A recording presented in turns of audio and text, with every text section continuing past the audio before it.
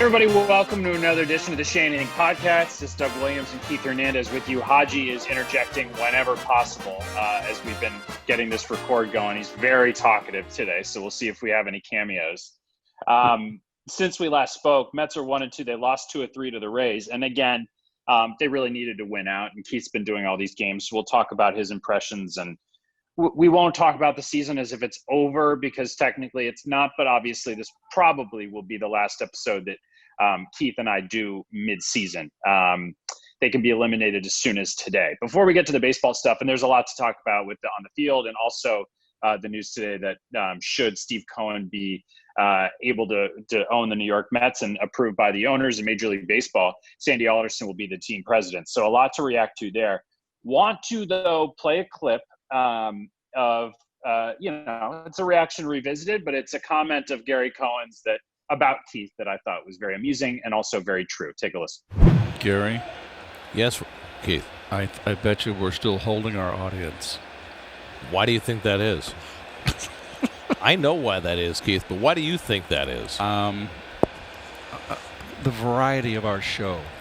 No, I think what you have to understand about baseball is that baseball is not a game of action. Baseball is a game of anticipation, right? Okay. You're waiting for that something to happen.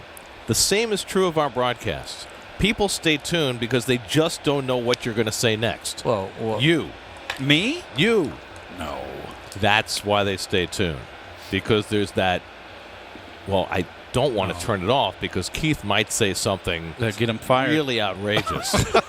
Well, there's that treading of the line. Yeah, that's part of it. That's why I stay tuned. Want to be there. Want to be there. Got to be there. Got to be there. There you go. Oh, So that made you laugh listening to it all over again, Keith. I think that's pretty spot on by Gary. There's a variety of reasons why people listen. We are a good blend, and Gary's humor, he seizes the moment, and he jumps. He's so quick-witted. Everybody thinks that maybe Gary doesn't have a sense of humor. He does, and it's I think it's really evident in the broadcasts, and that's on full display right there. That exchange we had, that he brought that out. And these games right now are a little bit tedious. Met fans are probably down in the dumps, and there's a part in some of the games have been where the Mets are out of it, and we have to do a little chatting, to try to hold the audience there. So nothing new, and all in good fun. We have a good time together.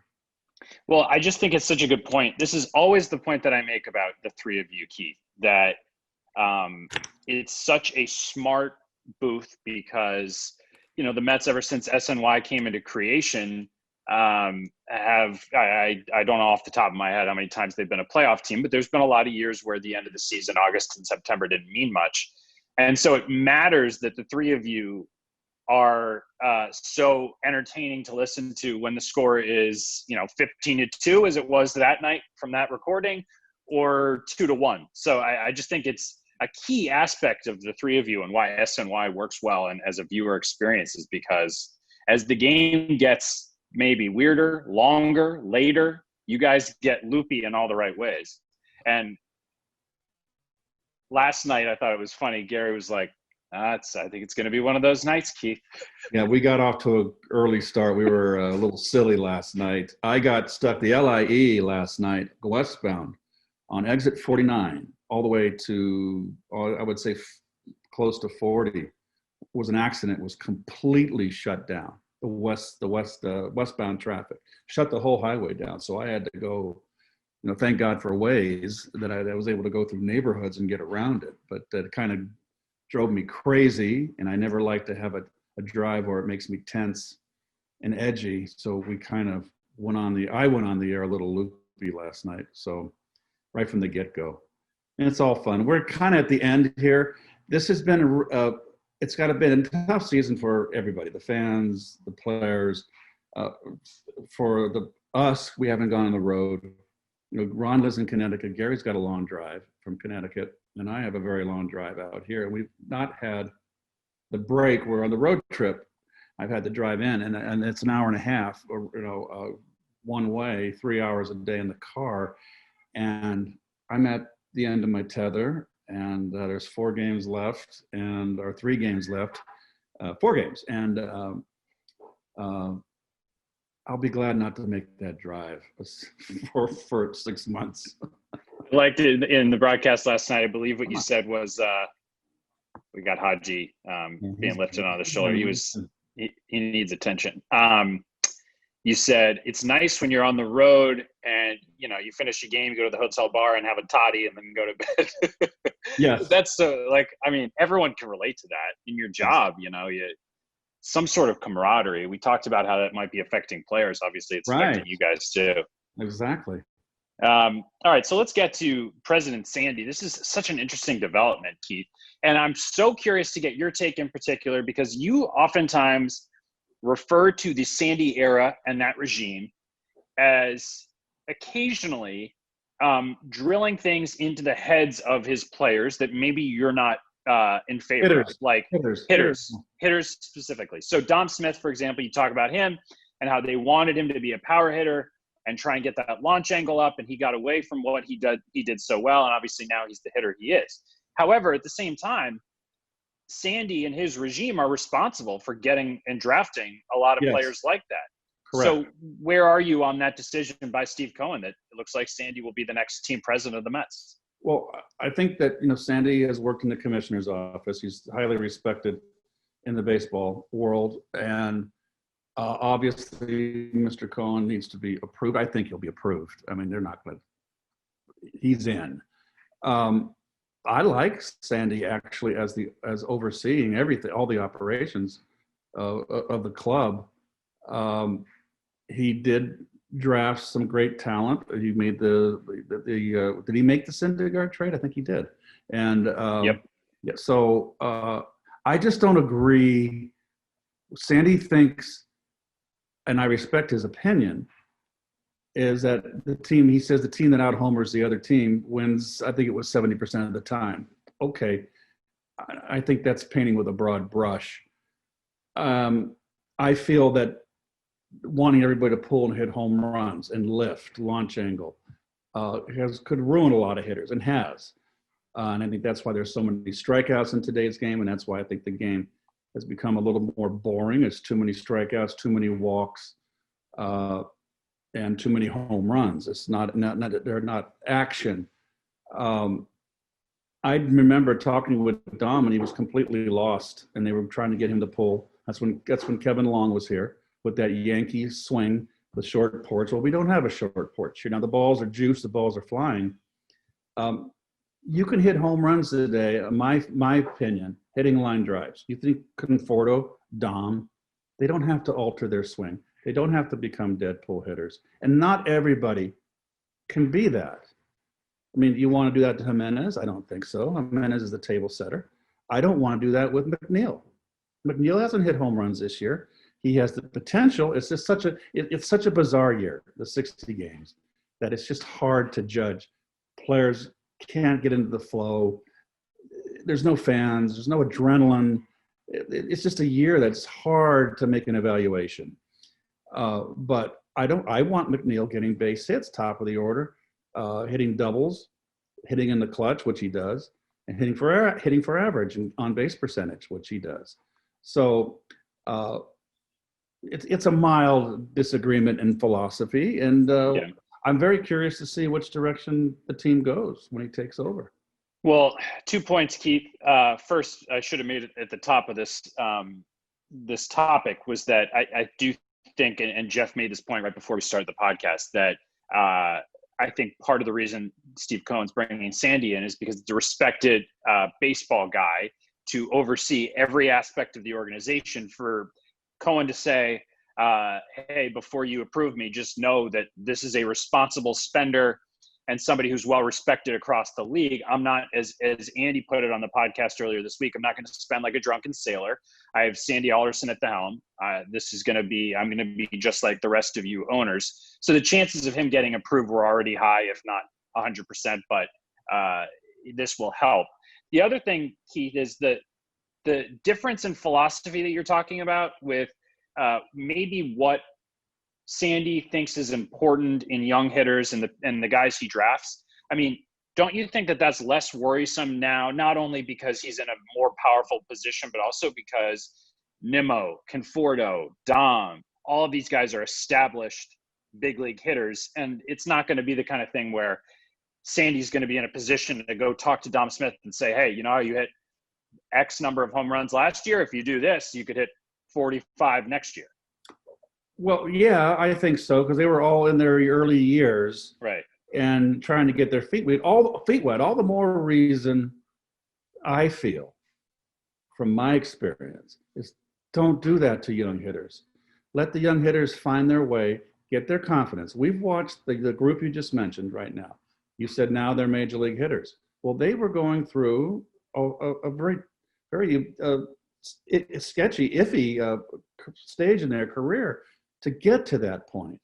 Let them get there, and then as they get more experience, then let them learn to pull. I like to see hitters look inside. I don't see enough hitters looking inside today, or don't know how to look inside. And if you get a certain count in your favor, to look middle in and try to hit a home run without overswinging. I have no issue with that. So yes, I agree with what you just said.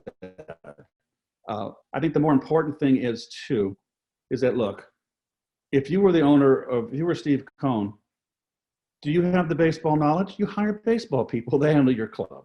And I think that Sandy is a baseball guy in every respect, from administrative to personnel, player personnel. He's well-rounded in his baseball knowledge. He's been in the game for ages. And you want a guy like that as your second in command to oversee the ball club. Then the owner, all you do to me if I'm the owner is, hey, I'd like to get player X. He's going to cost Y. How much can I go to get that player?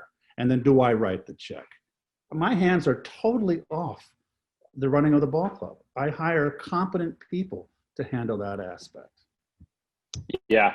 Cohen's such a big Met fan, and he's so wealthy that I've speculated about this on the podcast already. But, I'm just curious to know if he's going to be that hands off, because that's the smart business move, Keith. As a business person, Steve Cohen should let the baseball decisions go to the baseball people like Sandy Alderson.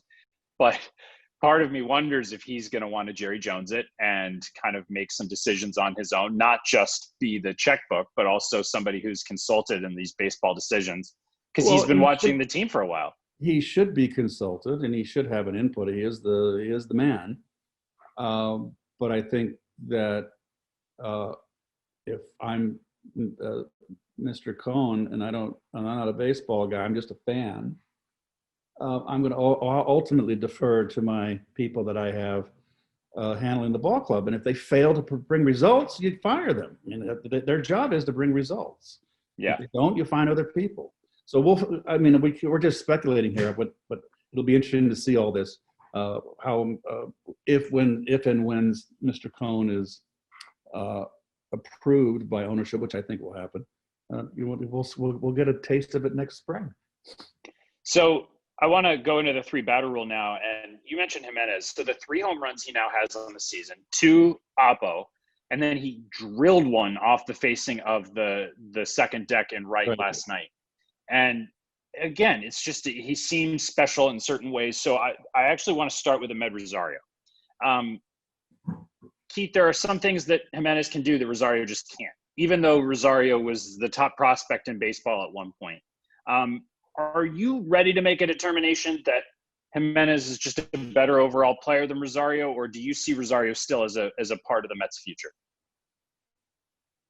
Well, I think the Mets are going to make some changes. I think that it's been a disappointing season. I know they're not mathematically eliminated, and Gary made the point that really their best chance to get in is for the Marlins to lose all the games and the Mets to win out. That's wishful thinking, but it could happen. The best chances for second place as opposed to the wild card. There's just too many teams in front of us. The Giants won last night, so they're 1 over 500. This whole thing, there could be 5 teams at 500 in the end. There could be. And the Mets can't get to 500 now. They cannot get there. So they're in trouble.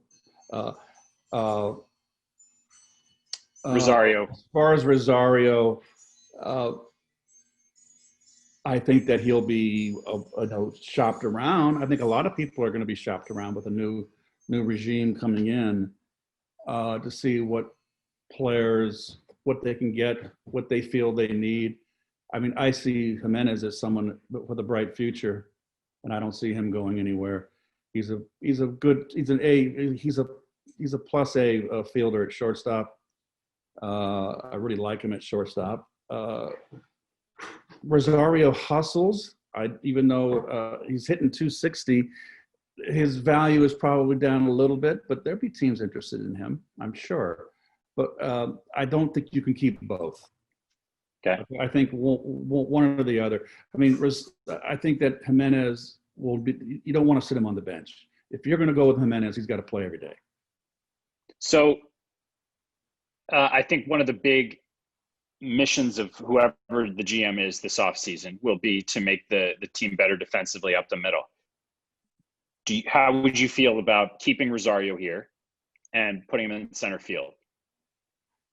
I don't like that. You're asking someone to. It's what happened with Juan Samuel when we traded for Juan Samuel with the Phillies. He was Phillies' second baseman. We had Greg Jeffries. We traded for him with McDowell and Dykstra, I think it was. And we put Juan in center field. And it made him uncomfortable, affected his performance because it wasn't a position he was familiar with. And he wound up not really performing like he did at Philadelphia for us. And plus defensively, it knocks you down. And this is a big ballpark. I think you need defense. I really think you need defense. We have potential. Well, our pitching has not been good this year. But, you know, whether you got a good pitching staff or not, you need defense. And I don't like Rosario in center field. Okay. Let's move to Seth Lugo, Keith, because the numbers still dictate that he's a more dominant pitcher out of the bullpen than he is in the rotation. But when you watch Seth navigate a start like he did a couple nights ago successfully, do you think that the Mets should tell him this offseason, you're a starting pitcher now moving forward, or do you think he should be a reliever? That depends who you get. I mean, that's going to be a decision made with the new group coming in. Now, do they trade for starters? And now Lugo can go in the back, it back into the bullpen. I love the way he threw the other night against Tampa. He didn't overthrow. I think he learned a big lesson. Now, granted, he was mid-season a guy and last few years and into this season was throwing 1 inning, 2 innings, max. Then they had to stretch him out. When he got lit up early in Toronto, he was throwing his fastball. And I think that was a great lesson for him. This game will bite you. And I'm not saying that he was cocky, but he had success. Well, maybe my fastball isn't that good. And I've got a pretty good curveball, right? And I got a pretty good changeup. And I got great command. I can mix my pitches up. And that's what he did. I saw in his start against Tampa was that he was throwing in the 90s, but easy and free. And then when he needed that little extra fastball, he put a little something extra on it. But he mixed up his pitches, used his curveball. He had a good one. And sprinkled in his changeup. He really pitched. And this is where I'm hoping the game is going to. It coming back to where it was, and all these geniuses that thought they had it. Everybody throw 90 miles, 100 miles an hour through a brick wall that don't have an idea. And it might make a hitter look bad, but might walk the ballpark. Instead of, you don't have to throw 100 miles an hour to get major league hitters out. And I think the major league hitters aren't used to it. They're used to hard throwers and guys that aren't refined. And I really think it could be a resurgence in the refined pitchers coming back. Guys that dart here, pitch there, here, little off there, boom there, know how to pitch.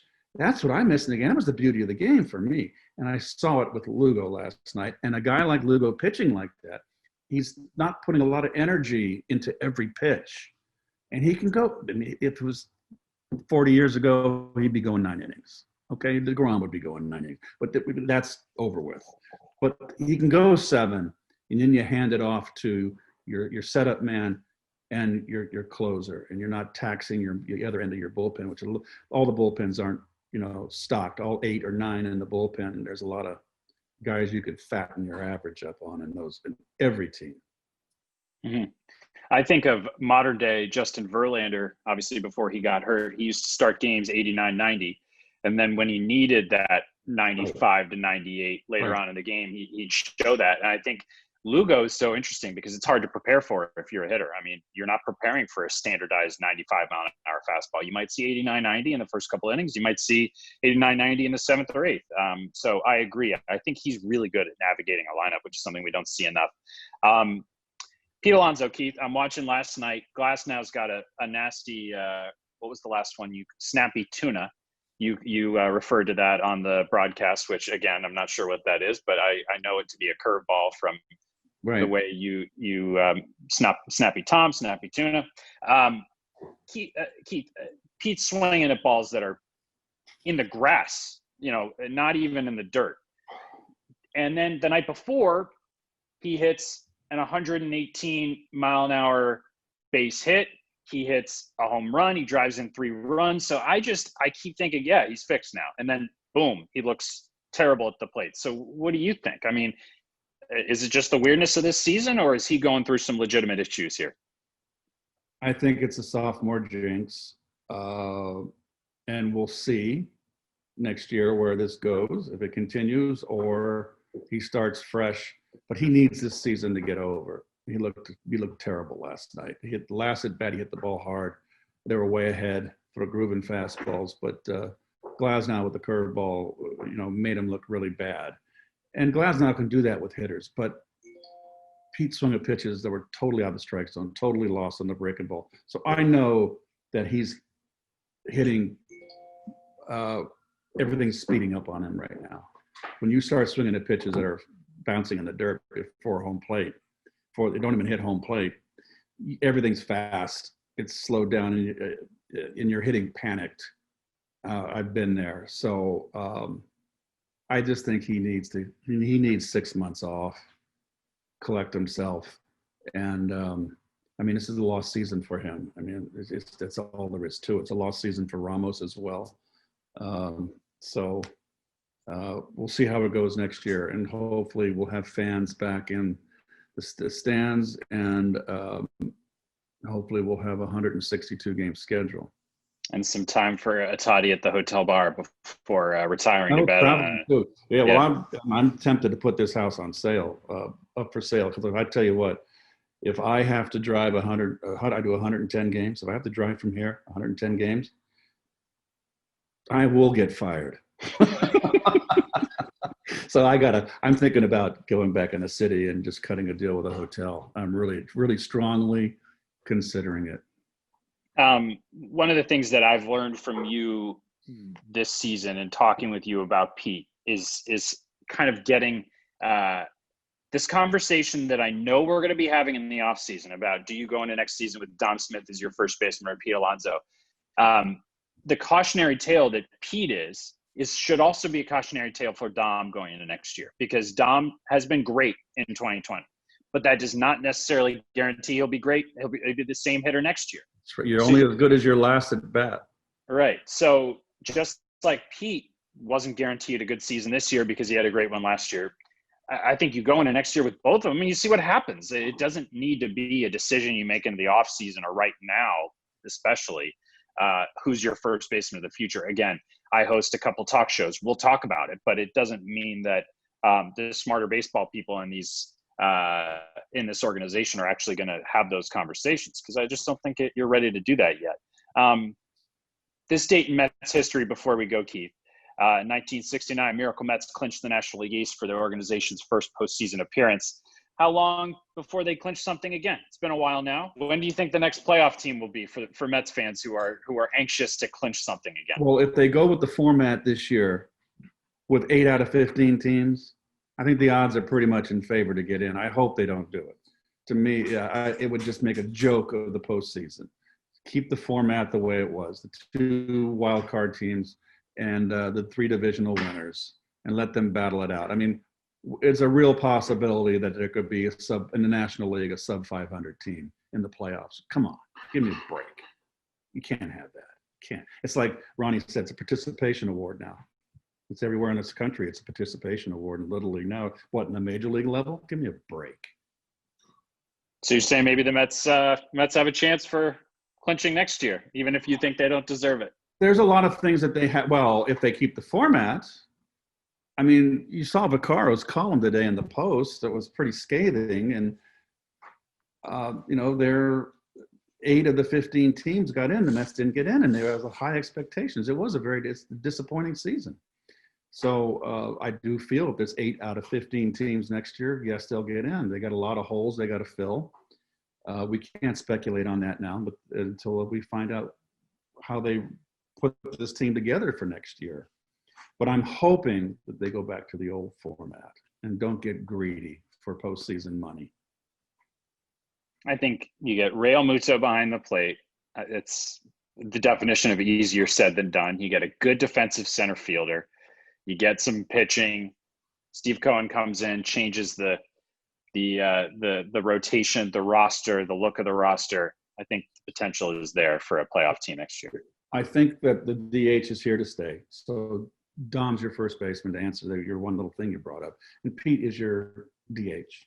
Okay, and you want to give Cano a rest. Cano's here. He's not going anywhere. Right. And he can still hit. He's having a great year.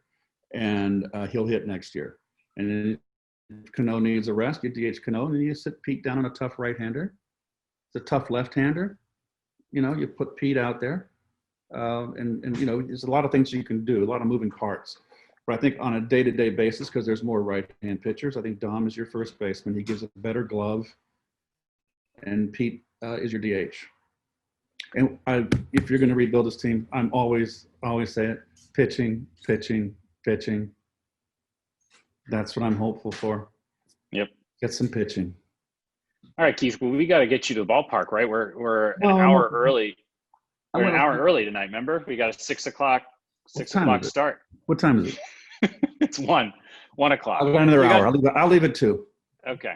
Well, I'm all dressed, ready to go. You're ready to go. I got my San Francisco Seal T-shirt on from the old Pacific Coast League.